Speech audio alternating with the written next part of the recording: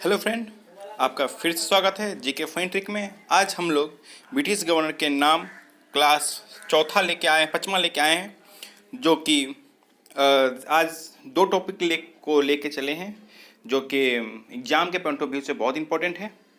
ठीक है फ्रेंड, और अगर अच्छा लग रहा हो तो लाइक शेयर सब्सक्राइब करना ना भूलें। और हाँ, सब्सक्राइब करने के बाद एक बेल आइकन आता है, उस बेल आइकन को जरूर दबाएं ताकि जब भी मैं कोई वीडियो डालूं तो ताकि आपके मोबाइल में एक नोटिफिकेशन जाता रहे और आप उस वीडियो को देखकर उसका इस्तेमाल करते रहें। ठीक है फ्रेंड, और एग्ज़ाम के पॉइंट ऑफ व्यू से इम्पोर्टेंट है फ्रेंड, क्योंकि अब तो नवंबर दिसंबर में एग्ज़ाम तो होना तय है, क्योंकि group D, NTPC, SSC, CGL और जो भी एग्ज़ाम जो अभी पेंडिंग है सभी एग्ज़ाम कंटिन्यू शुरू हो जाएंगे। तो ये सब तो आप लोग खुद जानते होंगे फ्रेंड कि ये कितना इंपॉर्टेंट होता है और कन्फ्यूजन भी क्रिएट होता है। और अगर इस फोटो के माध्यम से जो मैं नया वो तरीका लगाया हूँ, जो फोटो के माध्यम से, अगर इससे भी नहीं होता है फ्रेंड, तो एक और मज़ेदार फनी ट्रिक इस तरह लाऊंगा इसे याद करने का फ्रेंड। ठीक है, चलिए शुरू करते हैं। तो फ्रेंड, आज हम लोग जो लेके चले हैं लॉर्ड विलियम बेंटिंग। तो गौर से देख लीजिए इस चेहरे को भी और अपने दिलो दिमाग में बैठा लीजिए, क्योंकि आज जो है मैं इनके उपलब्धियों के बारे में, इन्होंने जो क्या क्या काम किया है उनके बारे में, जो एग्जाम के पॉइंट ऑफ व्यू से वो मैं डिस्कशन करूँगा। ठीक है फ्रेंड, चलिए शुरू करते हैं। तो पहला पॉइंट बोल रहा है 1803 ईस्वी में मद्रास का यह पहला गवर्नर था। और ध्यान दीजिएगा फ्रेंड, ये जब बंगाल के गवर्नर बन के आए थे तो इनके पहले वे 1803 में मद्रास के गवर्नर थे। और क्या हुआ था कि वहाँ पे 1806 ईस्वी में क्या हो रहा था, मद्रास में माथे पर जाति चिन्ह ना लगाना और कानून में ना बाली ना पहनना का जो है प्रथा थी, उन्हें बंद कर दिया। ये तो बंद करने से क्या हुआ कि वे जो है वहाँ के लोगों ने और वहाँ के सैनिकों ने विद्रोह कर दिया। इन वजह से यह विद्रोह को देखते हुए जो है वहाँ ये ब्रिटिश गवर्नर ने उन्हें बुला लिया कि आप आ जाइए, अब बंगाल को संभालिए। तो वे जो है 1806 में जो है बंगाल में प्रवेश करते हैं। ठीक है फ्रेंड, और जब वे आते हैं तो वे बंगाल के गवर्नर जनरल बनते हैं, और ये गवर्नर जनरल अंतिम गवर्नर जनरल जो है वो बनते हैं।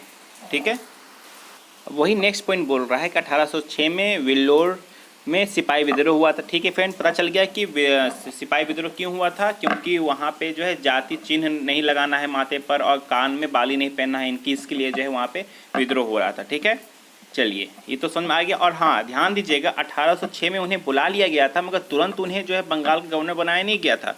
वे कुछ कागजी वो बंगाल में मतलब कि कुछ कानून वगैरह कर रहे थे। ठीक है, कानून में कुछ व्यवस्था वगैरह कर रहे थे, वो इम्पोर्टेंट नहीं है। मगर वे जब 1828 में जो है वे अपना पद ग्रहण करते हैं और ये पद उनका लास्ट होता है। ठीक है, और गवर्नर जनरल के पद में बंगाल के, अगर पूछा जाएगा एग्जाम में बंगाल के अंतिम गवर्नर जनरल कौन थे, तो हो जाएगा लॉर्ड विलियम बेंटिंग अंतिम। और पूछा जाएगा कि अब इन 1833 में क्या होता है, फिर एक चार्टर एक्ट आता है। चार्टर एक्ट आने के बाद जो है बंगाल के गवर्नर को बंगाल का गवर्नर जनरल कहा जाने लगता है फ्रेंड। ठीक है, तो वो आप नेक्स्ट में टॉपिक में पढ़ेंगे। ठीक है, इतना तक जान लीजिए। चलिए नेक्स्ट पॉइंट। चलिए, अब बोला जा रहा है 1928 में बंगाल में अंतिम गवर्नर जनरल के रूप में पद ग्रहण किया। ये तो हो गया फ्रेंड, ये तो पता ही चल गया। 1906 में तो आ गए थे मगर वो बने नहीं थे कुछ। ठीक है, मगर 1928 में उन्हें जो है अंतिम गवर्नर जनरल के रूप में बना दिया जाता है। ठीक है, चलिए ये तब तक बनते हैं, कब तक बने रहते हैं, 1833 तक बने रहते हैं। चलिए नेक्स्ट। अब बोल रहा है राजा राममोहन राय के सहयोग से 1829 में विलियम बेंटिंग ने, ओ सॉरी ये पेंटिंग लिखा गया, यहाँ पे बेंटिंग होगा। ठीक है, विलियम बेंटिंग ने सती प्रथाओं को समाप्त कर दिया। ठीक है, चलिए तो ये जो है बहुत अच्छा काम ये किया गया था। क्या किया गया था कि पति के मरने के बाद क्या होता था कि उनकी जो विधवा हो जाती थी उनकी पत्नी को भी जला दिया जाता था। तो ये इन्हें जो है इनका देन जो यही है। बहुत बढ़िया काम किए थे इन्होंने, जो सती प्रथा को समाप्त कर दिया था। और एग्जाम में पॉइंट ऑफ व्यू से बहुत इंपॉर्टेंट है कि एग्जाम में पूछा जा चुका है किनके शासनकाल में जो है ये हुआ है और किनके सहयोग से किया गया था। राजा राममोहन राय के सहयोग से किया गया था। कब किया गया था? 1829 में। चलिए नेक्स्ट। अब आता है कि जो 1829 में जो सती प्रथा का अंत कर दिया गया था, तो वो बताया जा रहा है कि वो धारा 17 के द्वारा जो है विधवाओं के सती होने को जो है अवैध घोषित कर दिया गया था कि ये जो है वैध नहीं है, ये अवैध है, आप कानून में ला दिया गया था। ठीक है, जैसे धारा होता है ना, धारा 15, 14, 17, 1, 2, तो उसी के द्वारा जो है कानून के अंदर डाल दिया गया था कि ये गैर कानूनी काम है अगर आप लोग जलाते हैं तो। ठीक है, चलिए नेक्स्ट।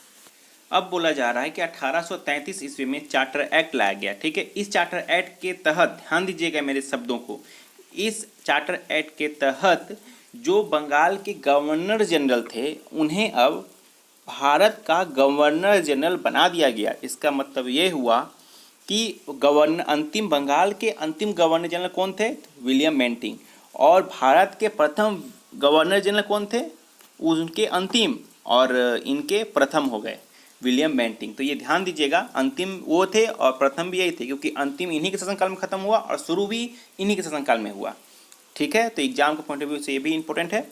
चलिए, अब बोला जा रहा है कि वही फ्रेंड जो मैं बोला वही इसमें नेक्स्ट पॉइंट लिखा हुआ है कि बंगाल जो इनके चार्टर एक्ट के द्वारा ही जो है अब बंगाल के जो गवर्नर थे उनको उन्हीं का पद को हटा के अब भारत का गवर्नर जनरल बना दिया गया। ठीक है, पहले वो बंगाल के थे, बंगाल तक सीमित रखते थे, मगर उन्हें अब भारत का बना दिया गया कि आप अब भारत का गवर्नर जनरल बन गए हैं। ठीक है, तो ये बंगाल के गवर्नर जनरल के रूप में ये अंतिम थे और भारत के गवर्नर जनरल के रूप में वे पहले हुए। ठीक है, विलियम बेंटिंक। ठीक है, चलिए, अब ये पॉइंट बहुत इंपॉर्टेंट है फ्रेंड, क्योंकि बेंटिंक ने क्या किया था, 1830 ईस्वी में जो ठगी प्रथा को समाप्त तो कर दिया था, करने के साथ ही साथ क्या करते हैं कि वे किनके सहयोग से करते हैं? कर्नल सलीमेन के सहयोग से करते हैं। ठीक है, एग्जाम पूछता है कि ठगी प्रथा को समाप्त कर दिया था तो किनके सहयोग से किया था? कर्नल सलीमेन के सहयोग से किया था। ठीक है, तो अब वो इसके पहले जो था वो क्या बोलता है, विलियम बेंटिंक जो है उन्होंने जो राजा राममोहन राय के सहायता से सती प्रथा को अंत किया था, तो वे सती प्रथा में राजा राममोहन राय और ठगी प्रथा में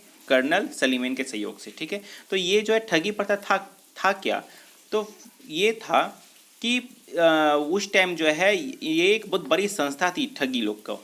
ठीक है, ये लोग क्या करते थे, भोले भाले जनताओं को रुमाल से बांध के गला घोट के यात्रियों को जो है मार देते थे, हत्या कर देते थे। ठीक है, उनके मालों को लूट लेते थे और वे लोग जो है काली जी की पूजा करते थे। तो मैं भी एग्जाम में कभी पूछ दे कि जो ठगी प्रथा के जो संगठक जो थे वे लोग किसकी पूजा करते थे, तो काली जी की पूजा करते थे। ठीक है, ऐसे बली उली वगैरह तो काली जी की होते हैं, तो वो लोग काली जी की पूजा करते थे। ये बस माइंड में दे देता हूँ, एग्जाम में जनरली पूछा तो नहीं गया, मगर मैं भी अगर पूछ दे तो ध्यान रखिएगा। ठीक है, चलिए नेक्स्ट पॉइंट।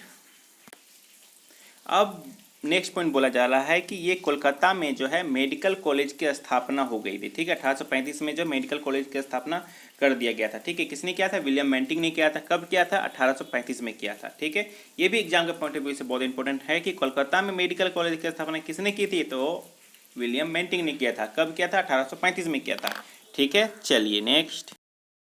अब बोला जा रहा है कि मैकाले के द्वारा ही, मतलब कि इन्हीं काल में, विलियम बेंटिंक के काल में ही मैकाले के द्वारा जो अंग्रेजी शिक्षा का माध्यम बनाया गया। क्यों बनाया गया? ये भी रणनीति के तहत, क्योंकि वे जो उनकी शिक्षा को कोई समझ नहीं पा रहा था, उनकी बोलचाल को समझ नहीं पा रहा था, तो उन्होंने सोचा कि मैकाले ने सोचा क्यों ना हम लोग अंग्रेजी शिक्षा का विस्तार कर दें। इससे क्या होगा कि जो भी बच्चे, जो भी नौजवान सीखेंगे कि वो वाकई बोला क्या जा रहा है, क्या कर रहे हैं, नहीं कर रहे हैं, हर एक चीज़ पता भी चले उन लोगों के, कि बेसिक जो है नॉलेज उन्हें मिले। तो अंग्रेजी शिक्षा का माध्यम भी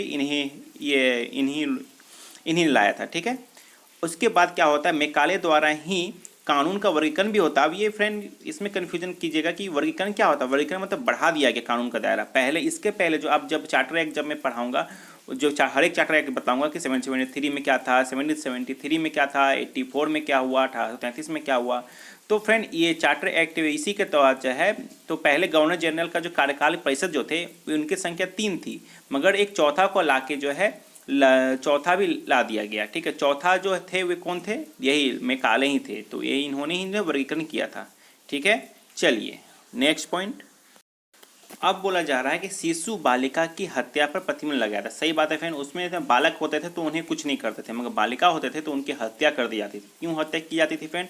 उस समय जो है अंग्रेज लोग जो है बालिकों के ऊपर, जो लड़कियां जो थी उन पर भी वो लोग बहुत ही हीन भाव से देखते थे फ्रेंड। बहुत ही वे लोग जो है प्रताड़ित करते थे तरह तरह से, मतलब समझ रहे होंगे। तो इस वजह से उन लोगों ने इन्हें जो है बालिका होने पर जो है वे जो है उन्हें ये कर देते थे, मार देते थे कि मतलब कि आप घर में हो गई है सो अब इसे मारना सही रहेगा, क्योंकि नहीं करेंगे तो फिर ब्रिटेन लोग इसका यूज कर लेंगे। तो इसीलिए जो है वे करते थे, मगर अब वे लोग जो है इन पे भी प्रतिबंध लगा दिए। फ्रेंड जितना भी जो इन्होंने कानून बनाया है ना, सब अपने स्वार्थ को देखते हुए, मगर धीरे धीरे ये जो है हम लोगों की सीढ़ी बनती चली गई। हम लोग का जब संविधान बना तो इन्हीं सब के माध्यम से हम लोग का संविधान भी बनता चला गया था। ठीक है फ्रेंड, और अब जो है एक और पॉइंट इसमें छूट गया है कि जब जो चार्टर एक्ट जब मैं पढ़ाऊंगा तो उसमें जो इसे पॉइंट करूंगा कि 1833 एक्ट में क्या क्या प्रोसेस था और 1773 में क्या था तो बताऊंगा। तो एक पॉइंट इसमें ध्यान रखिएगा, तो 1833 चार्टर एक्ट जब आया था तो उसमें जो है जो भी भारतीय थे उन्हें भेदभाव नहीं करेगा, नहीं किया जाएगा किसी भी ये रोजगार में, जाति धर्म जन्म रंग के आधार पर जो भेदभाव नहीं किया जाएगा। ठीक है, तो ये एक छोटा सा टॉपिक था, जो पॉइंट है जो मैं नहीं लिखा इसमें ऐड किया गया है, तो ध्यान दीजिएगा। ठीक है, चलिए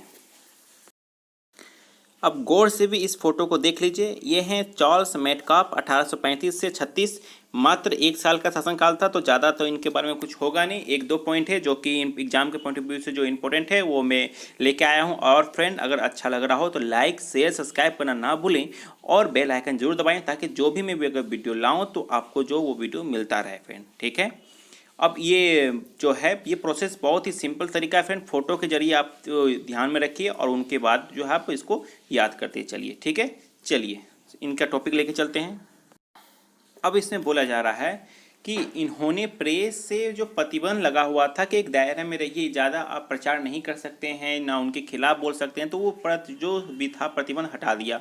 इसीलिए इन्हें जो है समाचार पत्र का मुक्तिदाता भी कहा जाता है। और एग्जाम के पॉइंट ऑफ व्यू से बहुत ही वेरी इंपॉर्टेंट क्वेश्चन है फ्रेंड, ध्यान रखिएगा। ये मुक्तिदाता जो किन्हें कहा जाता है तो मेटकाफ को कहा जाता है। इनका शासनकाल 1835 से 36, 1 साल के शासनकाल में इन्होंने बहुत ही अच्छे काम किए हैं, तो इन्हें जो है ध्यान रखिएगा। और फ्रेंड यह हमारा आज वीडियो समाप्त होता है और मिलते हैं नेक्स्ट वीडियो में। और फ्रेंड अच्छा लग रहा हो तो लाइक शेयर सब्सक्राइब करना ना भूलें और बेल आइकन जरूर दबाइए, ताकि जो है मैं जो भी वीडियो बनाऊँ आपको तक पहुँचता हूँ। चलिए ठीक है फ्रेंड, चलिए मिलते हैं नेक्स्ट वीडियो में। धन्यवाद।